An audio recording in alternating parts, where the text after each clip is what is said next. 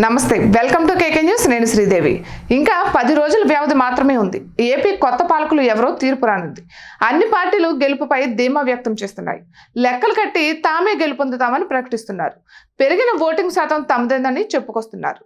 నేతల ప్రకటనలు కోటలు దాటుతున్నాయి. ప్రజల్లో కన్ఫ్యూజన్ వాతావరణాన్ని కల్పిస్తున్నాయి. ఇక మరోవైపు పోలింగ్ నాడు, పోలింగ్ తర్వాత విధ్వంసాలకు మీరే కారణమంటే మీరే కారణమని అధికార విపక్షాలు పరస్పరం ఆరోపణలు చేసుకుంటున్నాయి. ప్రతి సవాళ్లకు దిగుతున్నారు. మాచర్లలో పిన్నెల్లి రామకృష్ణారెడ్డి వ్యవహారం హాట్ టాపిక్ గా మారింది. పోలింగ్ కేంద్రంలోకి వెళ్లి ఈవీఎంలను ధ్వంసం చేసిన వీడియోలు బయటకు వచ్చిన సంగతి తెలిసిందే. అయితే దీనికి వైసీపీ భిన్నంగా స్పందిస్తోంది.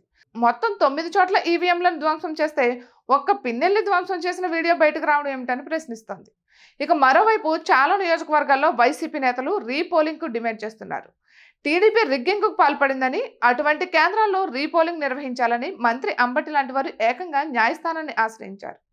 అయితే ఒకవైపు రీపోలింగ్ అడుగుతూనే మరోవైపు వైసీపీ నేతల గెలుపుపై ధీమా వ్యక్తం చేస్తుండడం ప్రాధాన్యతను సంతరించుకుంది.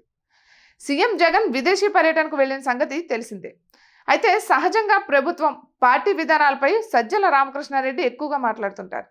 కానీ ఈసారి సీనియర్ మంత్రి బొత్స అన్ని బాధ్యతలు తీసుకున్నట్లు కనిపించారు.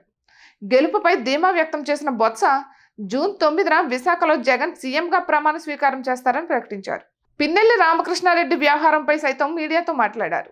చంద్రబాబుపై ఆరోపణలు చేశారు. తన సొంత జిల్లా విజయనగరంలో 9 స్థానాలకు గాను 9 స్థానాలను స్వీప్ చేస్తామని, అన్ని చోట్ల విజయం సాధిస్తామని ధీమా వ్యక్తం చేశారు. జగన్ సంక్షేమ పథకాలే తమకు శ్రీరామ రక్ష అని, విజయనగరం ఏపీలో మరోసారి ప్రత్యేకంగా నిలవనుందని తేల్చి చెప్పారు. ఇక ఇటువంటి మరెన్నో వీడియోస్ కోసం కేకే న్యూస్ తెలుగు ఛానల్ని సబ్స్క్రైబ్ చేసుకోండి.